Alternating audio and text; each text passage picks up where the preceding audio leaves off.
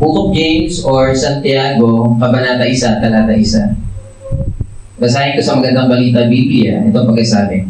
Mula kay Santiago, alipin ng Diyos at ng Panginoong Hesukristo, pinapaabot ko ang aking pagbati sa 12 liping hinirang ng Diyos na nasa iba't ibang bansa. So, salamat sa pagkabasa ng salita ng Diyos. Mahal tayo mga kuko. So, ang ating aralin ay uumpisahan natin dito sa aklat ng Santiago or James, chapter 1, verse 1. Ito ay merong 5 chapters. At sisikapin natin na chapter by chapter and verse by verse at tapusin natin. Kung paano natin tinapos yung mga ibang mga aklat sa Bagong Tipan, ganun din natin ito tatapusin. So, ngayon, hindi tayo masyadong mahihirapan dahil sa talata lang yung ating pag-aaralan. At dito lang tayo magpo-focus. Pero mamaya, baka kasi medyo mabitin kayo, merong additional pointers na ibibigay sa inyo. Pero, ito, dito sa Book of James, ang pinaka-ini-emphasize ni Santiago sa kanyang liham na ito ay ang karakteristik ng mga totoong mananampalataya. Ulitin ko, ang ini-emphasize dito ni James o ni Santiago ay ang karakteristik ng isang genuine na mananampalataya. Madali kasing sabihin na ako ay, Pastor Art, believers ako, nananampalataya. Madaling sabihin, di ba? Pero tanong, genuine ba? Ako ay mananampalataya. At dito, sa aklat ni Santiago, mas ini-emphasize niya yung karakteristik. Ano ba ang meron sa isang genuine na mananampalataya? At yun ang pinaka-tema ng aklat na ito. And ang question, kasi marami nagsasabi, mananampalataya ako. Nananalig ako kay Jesus Christ. Believers ako, ligtas ako, pupunta ako sa langit.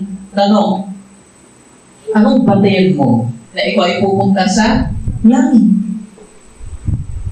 Kasi marami, pag tinanong ko, bakit ako sa langit? Mabait kasi ako, di ba? Kasi yung nanay ko, yung tatay ko, nagsisimba sila. So ako, langit din ako kasi pamilya ko. Hindi individual ang kaligtasan. Ang kaligtasan ay masusumpungan lang natin sa magitan ng pananampalataya. Kanino? Kay Hesukristo lamang. Pananampalataya na may pagtalikod sa kasalanan. Hindi mo kasi po pwedeng sabihin na nananampalataya ka, pero sinasabi mo na mahal ko si Lord, pero mahal ko din yung kasalanan. Hindi po pwede mo. Natawag nun salawahan. Kaya dito sa aklat na aaralin natin, makikita natin paano ba natin masasabi na tayo talaga ay genuine na mananampalataya.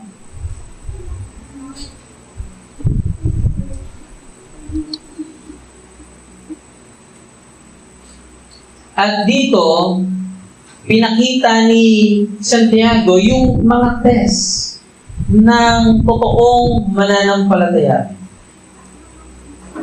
Yung mga patunay na ikaw ay mananampalataya. So, mga kapatid,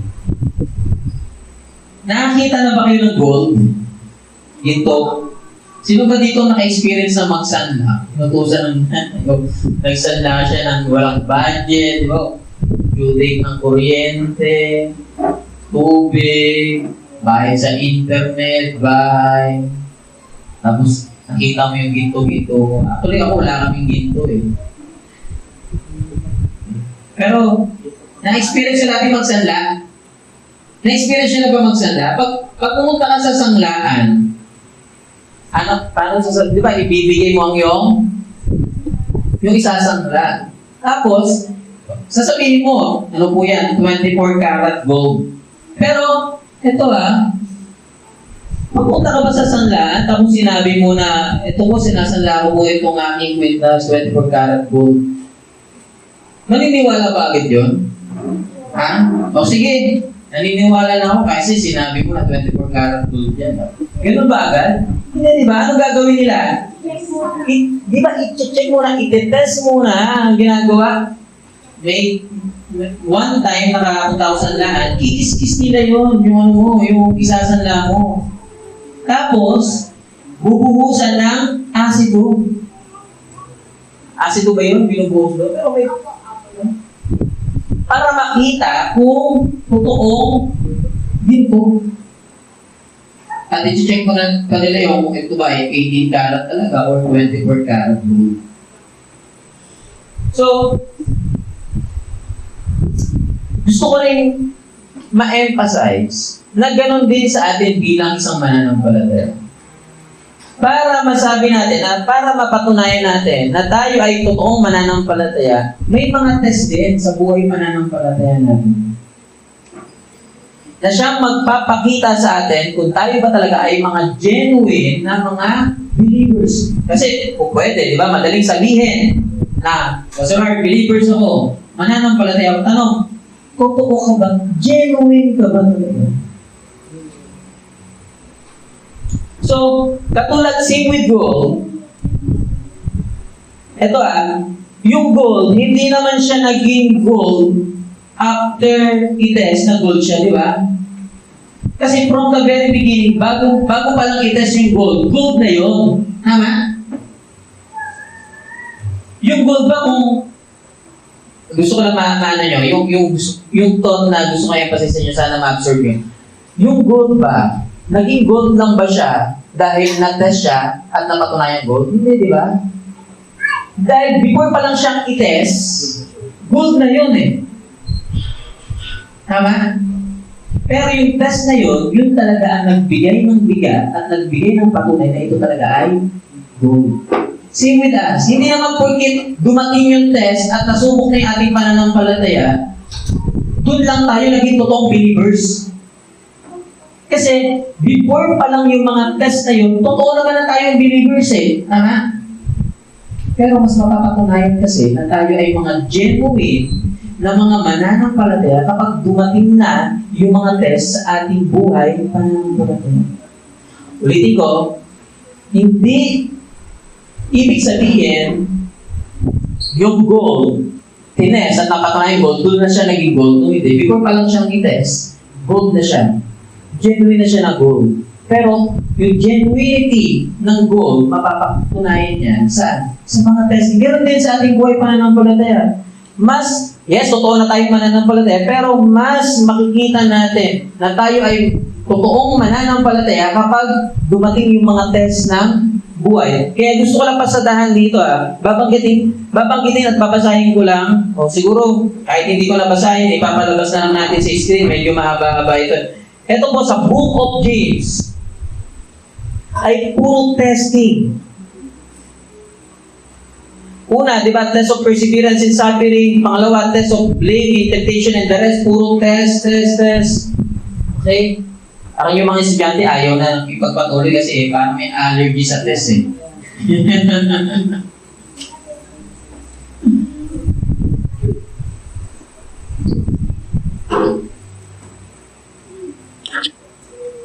Pero bago natin talakayin, yung mga test na iyan, dito lang muna tayo sa verse 1. Kumbaga, ito yung pinaka-introduction ng ating lesson.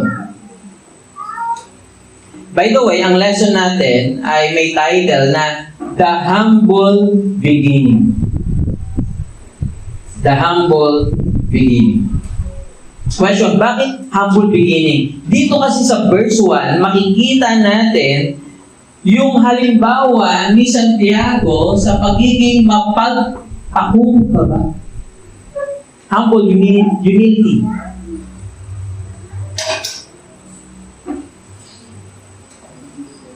At mamaya makikita natin paano naging humble si Santiago dito sa sinabi niya sa verse 1. Pero bago natin, guys, mga kapatid, bago natin ipagpatuloy, etong verse 1, dahil nga introduction lang ito ng Book of James, ikilalanin natin, sino ba itong si Santiago?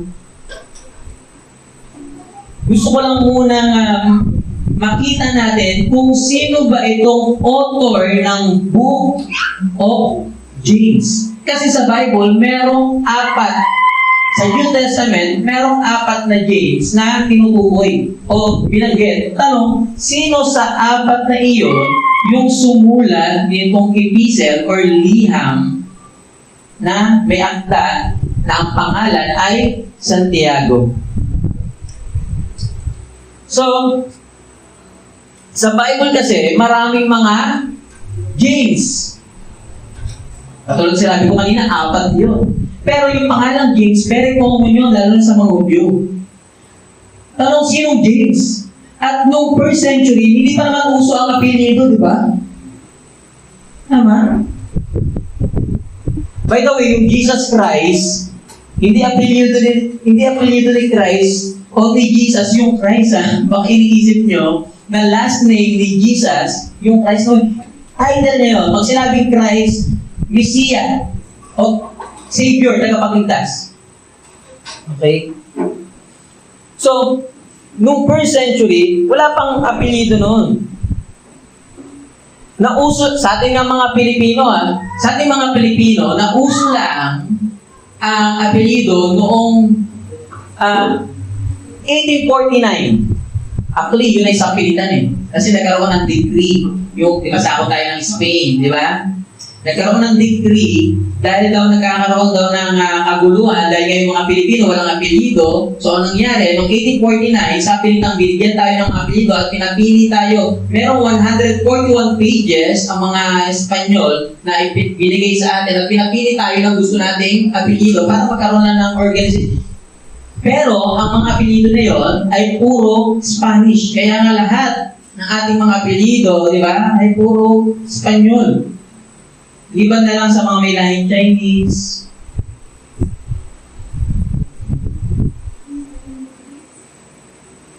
Apelyido namin, Andrade. Siguro lahat naman, di ba? Karamihan dito po, De La Cruz.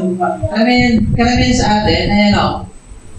At nauso yun, 1800s na. Or 17th century. Kaya pinag-uusapan natin, first century. Ang mga Hudyo, alam nyo ba? Ang mga Hudyo, ang lahi ng mga Hudyo, sila ang pinaka-late nagdagdag ng apelyido sa kanilang pangalan. May ilan nga mga grupo ng mga Hudyo, 1940s lang nagdagdag ng apelyido sa kanilang mga pangalan. At dito, first century ito.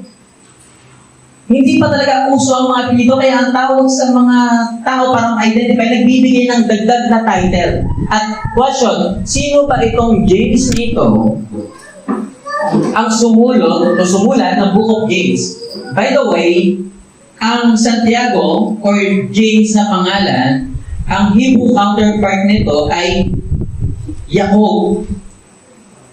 Or ang English counterpart ng Jacob ay Jacob. So very common ito. Pagdating naman sa Greek, Jacobus.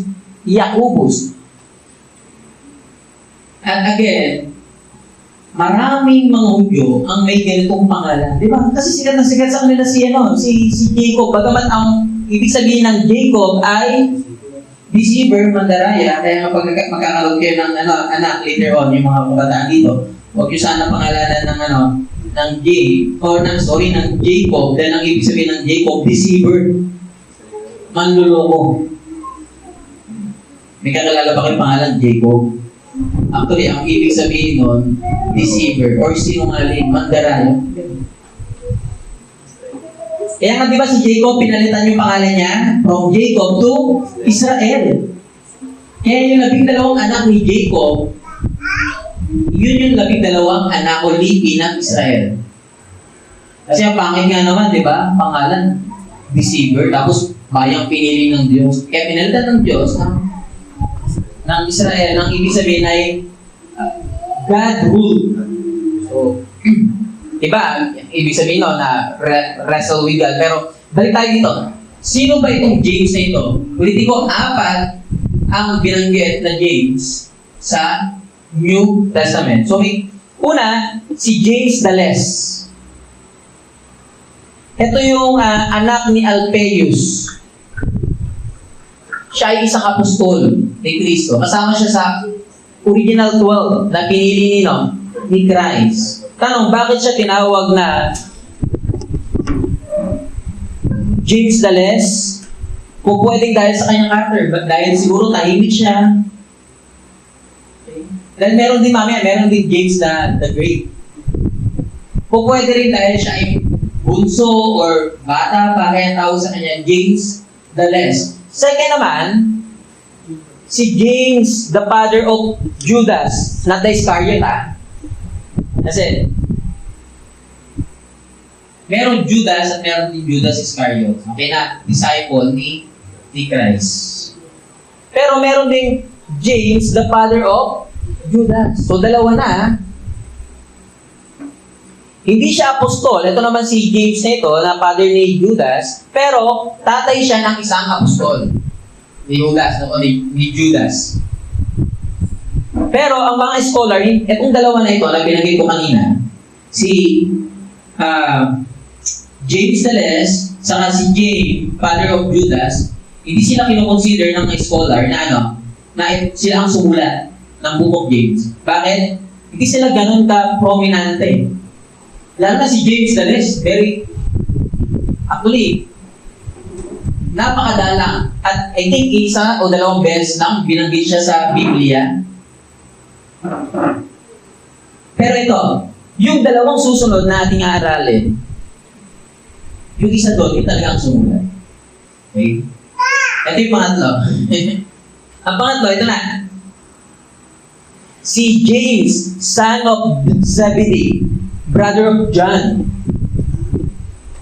Ang tawag din sa kanya ay Apostle James the Great. Di ba kanina may Apostle James the Less. Ito naman, si Apostle James the Great.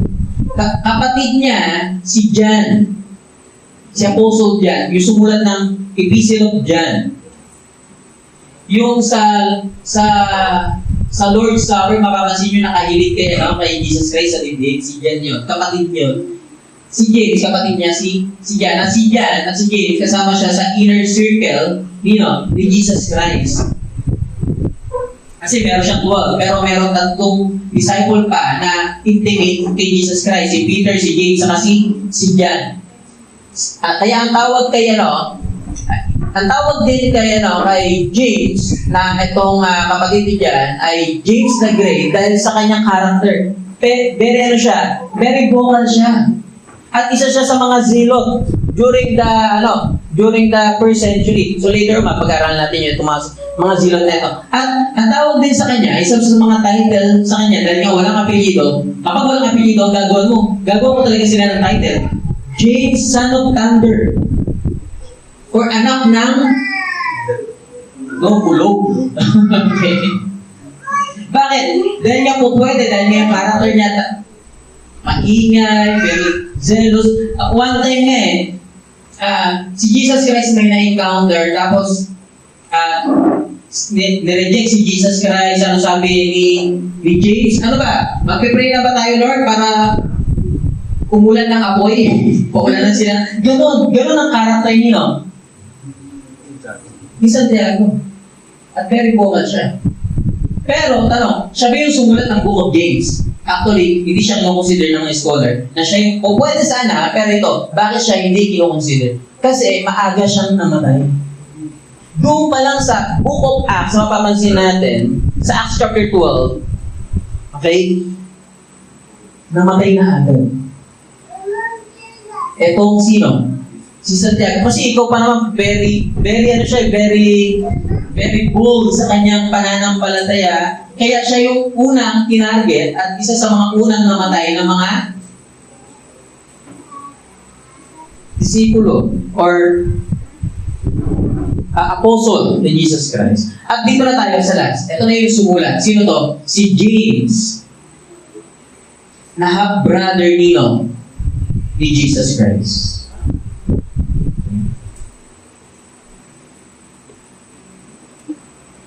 Si James, yung oldest half-brother ni Christ. Siya ang sumulat nito. Half-brother dahil siyempre, si Jesus Christ, hindi niya naman talaga tatay. Sino? Si Joseph. Diba? Kasi hindi naman si Jesus Christ bunga ng bunga ng pagmamahala nila.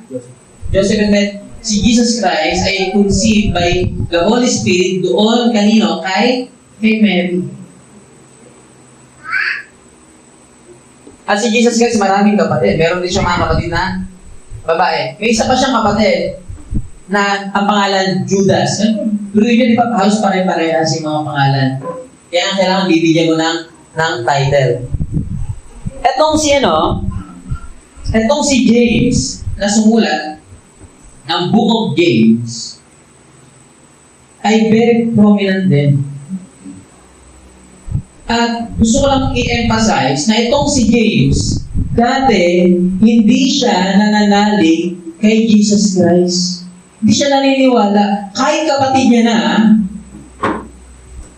di ba ang sabi sa gospel, at yung pamilya ni Jesus Christ ay hindi naniniwala sa Kanya. At nire-reject niya si Jesus Christ. Una beses makita natin sa John chapter 7, verse 5. So, tanong, bakit yung pamilya ni Christ, si Mary hindi, di ba? Hindi nire-reject. Pero yung mga kapatid ni Jesus Christ, nire-reject siya. Tanong yung bakit? Ha? Pwede, di ba? Kung sabi ni Janine daw. Kasi ganito, hindi mo maiiwasan na magalit yung mga kapatid ni Jesus Christ sa kanya kasi si Jesus Christ walang kasalanan. Sorry, walang kasalanan. Bakit nagagalit sa kanya yung mga kapatid niya? Ang hirap magkaroon ng kapatid na walang kasalanan, ha? Yung kapatid na hindi nagkakamali. Ang hirap nun.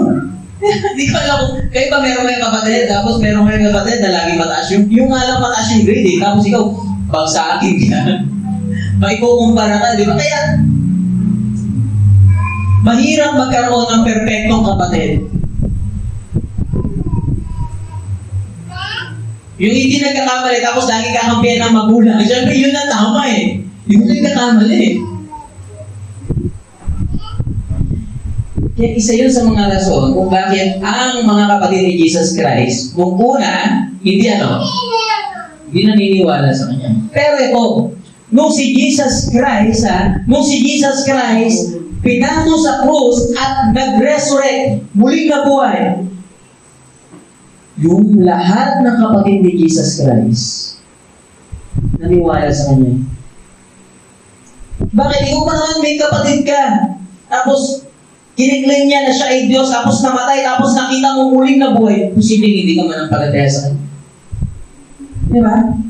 Kaya later on, etong si James, alam niyo ba, kahit noong una, si James, nire-reject siya ng kanyang, si Jesus Christ nire-reject ng mga kapatid niya, especially si James. Pero itong si James, later on, sa church sa Jerusalem, naging leader.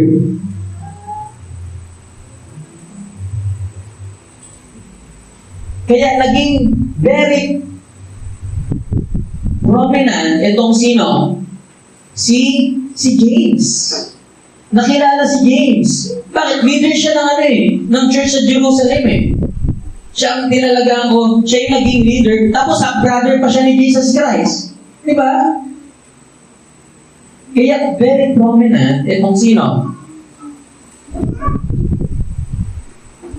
Si James. At merong isang scholar, Jewish scholar, pangalan niya Josephus. Maging si Josephus, nagbigay ng kanyang account kay James. Ang tawag nga daw ng mga tao kay James ay righteous. Kasi si James ay very devoted sa kanyang buhay Kristiyano. At ito si James ay later on, 62 AD.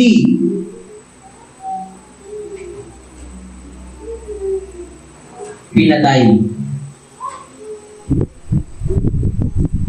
Paano siya pinatay? Binato siya hanggang sa mamatay. Ang accuse sa kanya, ang bitnang sa kanya ay hindi lawbreaker. Hindi sumusunod sa batas. Pero dahil kasi yun, siya ay isang Kristiyano na. So, kaya ang mga scholar, ang tinutukoy na writer, walang iba, ng Book of James, walang iba, kundi ang half-brother ni Jesus Christ. Kasi yun na lang eh. Si James, son of thunder, maagang namatay. Ang natitira na lang, si James, na kapatid ni Jesus Christ. Pero again, ano yung title natin, ng aral natin? The Humble Beginning. Bakit humble beginning? Kasi dito sa verse 1, makikita natin ang pagiging mapagkumbaba ni James. Basahin ko verse 1. Mula kay Santiago. Hindi na siya nagpakilala na ako si Santiago, ganyan-ganyan. Sabi niya, mula kay Santiago, alipin ng Diyos at ng Panginoong Hesukristo. Ano tawag niya sa sarili niya? Alipin ng Diyos at ng Panginoong Jesus. Mga kapatid, makikita natin doon ang humility ni James. Doon sa kanyang salutation o kanyang pagbate. Bakit? Pinakilala niya yung kanyang sarili bilang isang alipin. Hindi niya na sinabi, ito si James, leader ng church sa Jerusalem. Diba? Hindi niya na sinabi na, ako si James, half-brother ni Jesus Christ, sumunod kayo at maniwala kayo sa sinasabi. Hindi niya na pinanggit yung gano'n. Kundi ano sabi niya?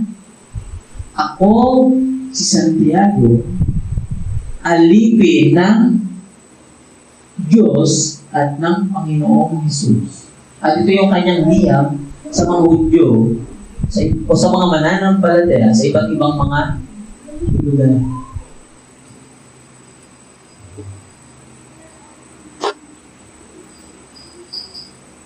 May mga church ngayon, especially may mga church leaders, na very title-oriented. Meron nga akong na-encounter na mga kapastoran din. Merong gathering na mga kapastoran, umatin ako doon. And then one time, meron akong binati doon. Sabi ko, hello, pastor. Sabi ko, ako pala siya ng Pastor Art. And then medyo hindi ko mapinta yung kanyang itsura kasi nagkamali ako ng banggit sa kanyang title. At kinulit niya ako, sabi niya, ako nga pala si Bishop, ganyan-ganyan. Maraming kahit mga religious leader na very title-oriented. Hindi mo lang mabanggit yung kanilang title, magkamali ka lang.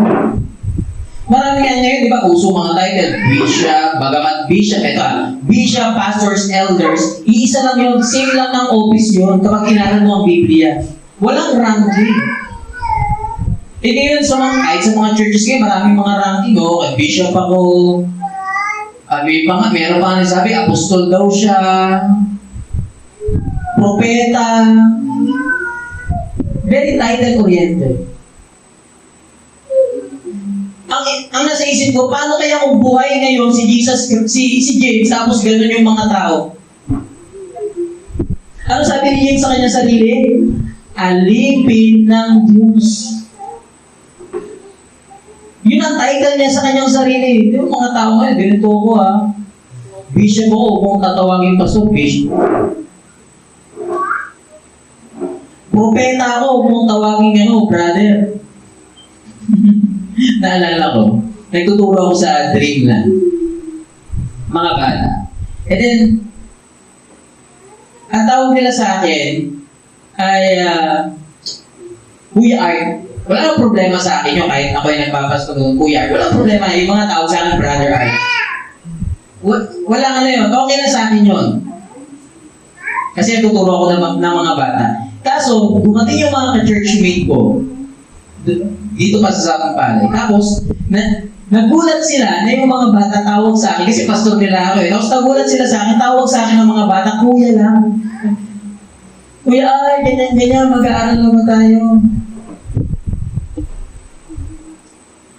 Sabi ng mga ka-churchmate ko, tinuruan yung mga bata. Naiintindihan ko naman kasi pastor nga nila ako doon, tapos tawag sa akin, Kuya. Sabi, huwag niyo tawagin Kuya si Pastor Art. Pastor namin yan, tawag niyo, tawagin siya Pastor Art. Sabi ko sa mga ka-churchmate ko, sabi ko, okay lang, kahit tawag nila sa akin, Kuya, wala akong problema doon. Kaya yung mga bata, syempre masunod na tawag ka sa akin, Kuya Pastor Art. So, ang mga tao kasi, kaya nga, di ba, ang title natin, The Humble Beginning. Ito, umpisa pa lang ng letter ni Santiago, makikita mo na yung kanyang humility. Hindi siya title-oriented. Minsan kasi, di ba, lalo na kapag yung mga tao naging professional na, naging engineer na, naging doktor na, tapos hindi mo natawag sa title nila, nagagalit.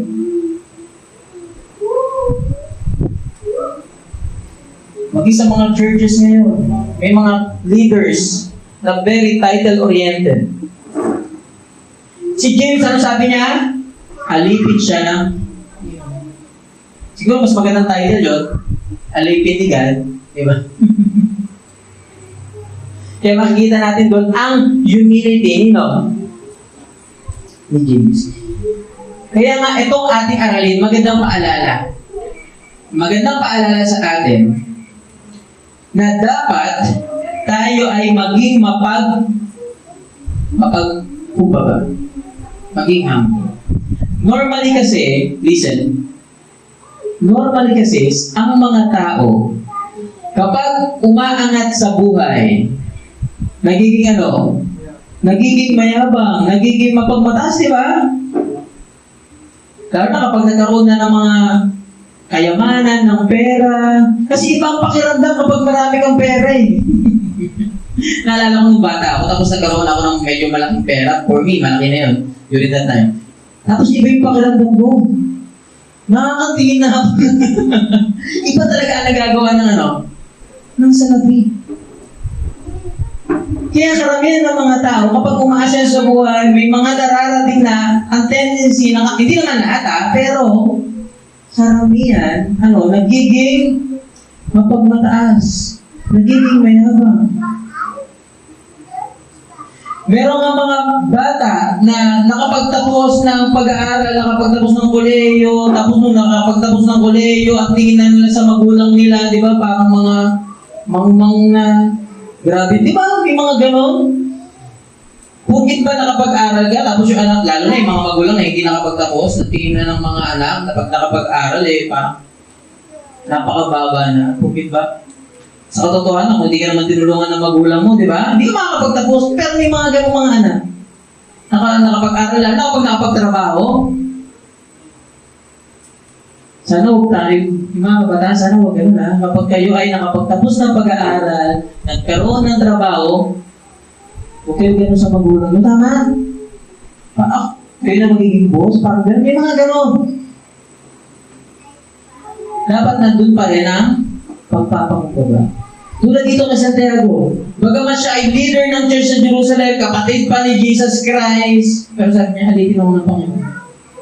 Nandun yung kanyang pagpapakumbaba. And then, bago tayo magtapos, basahin ko lang yung sinulat ni Pablo. Sabi ni Pablo, sa unang Korinto, chapter 8, verse 1 to verse 2. Sabi niya doon, ang kaalaman ay nakakapagpayabang, ngunit ang pag-ibig ay nakakapagpatatag. Ngunit kung ang sino man ang nag-aakalang alam niya ang anumang bagay, siya ay wala pang nalalaman sa dapat niyang malaman. Sabi sa English, knowledge puffs up. Ang kaalaman natin, minsan, ang mga alam natin, yun ang nagtutulak sa atin na maging mayabang. Lalo kapag tumatalino ang tao. Kapag ang tao tumatalino, minsan ang tingin niya na sa iba, puro mga mangmang. Mga mahihinang nila lang, hindi mo alam yan.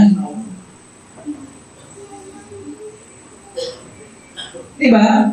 Yun talaga ang katotohanan. Knowledge puffs up. Minsan kung ano yung alam mo, yun ang nagbibigay sa iyo ng rason para maging mayabang.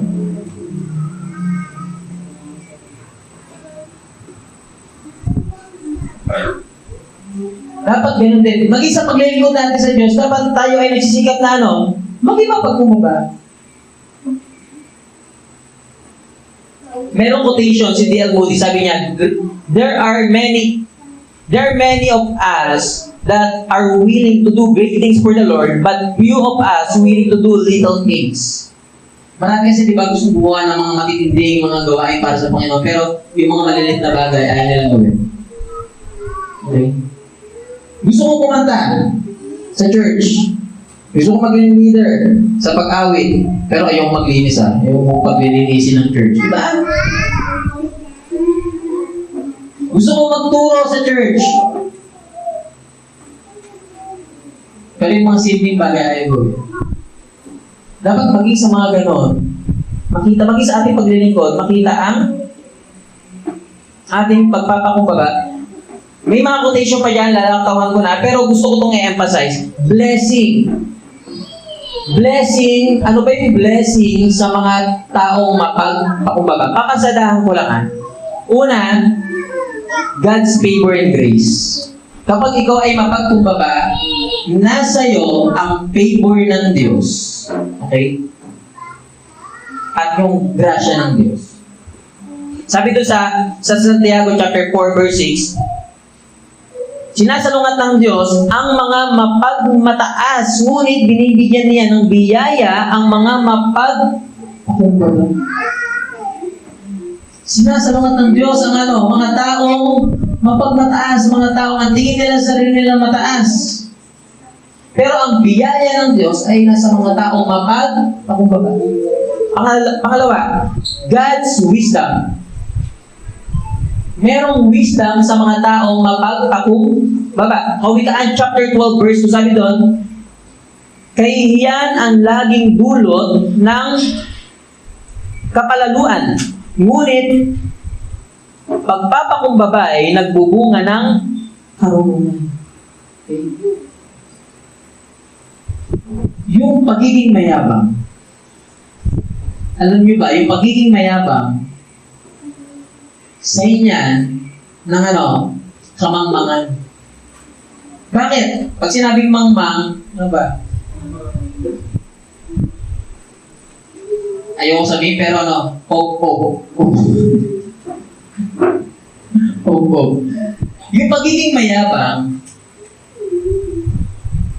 ang result, ang kawakawian niyan, pagiging mangmang. Pagiging walang alam. Bakit? Kasi pag mayabang ka, ayaw mo na magpaturo, di ba? Ayaw mo na tumanggap ng mga pagtuturo. Bakit tuturuan ako niyan? Mas magaling ako din. Tuturuan ako niyan.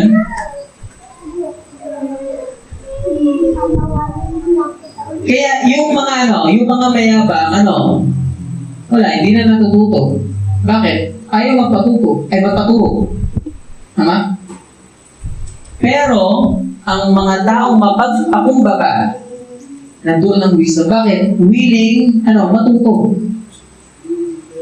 And then pangatlo, God's honor. Sabi sa Matthew chapter 23 verse 12. Ito sabi ito ni Jesus Christ. Sabi ni Jesus Christ, ang nagmamataas ay ibababa.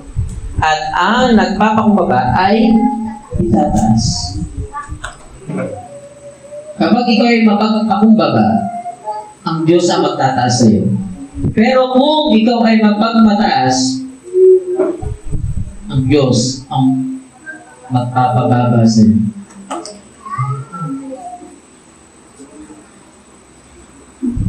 And then, pang-apat, God's peace.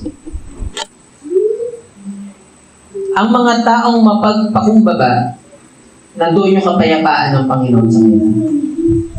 Basahin ko lang, unang Pedro 5, chapter 6 to 7. Sabi doon, kaya't kayo'y magpakumbaba sa ilalim ng kapangyarihang kamay ng Diyos, o makapangyarihang kamay ng Diyos, rather, upang kayo'y kanyang itaas sa takdang panahon. And verse 7, ilagak ninyo sa Kanya ang lahat ninyong kabalisaan, sapagkat siya'y magmamalasakit sa inyo. Yung mga kabalisaan, yung mga pag-aalala, tatanggalin ng Diyos yan sa mga taong mapagpakumbaba. Sa katotohanan, kapag ikaw ay mapagpakumbaba, nandun talaga ang peace of mind. Diba? Kasi una, pag mayabang ka, dami kang kaaway. Di ba, pag mayabang ka, mas marami kang kaaway kaysa kaibigan. Kaya wala ka talaga kapayapaan. Di ba? Ang hirap kapag marami kang kaaway. Pero pag ikaw ay mapagkumbaba, yes, may kaaway ka, pero hindi ganun katulad ng mga mayayabang. Ano ba? Kapag mayabang ka, halimbawa, gusto mong sumabay sa uso, mayabang ka. Gusto mo ng iPhone 17 Pro Max Junior, the third.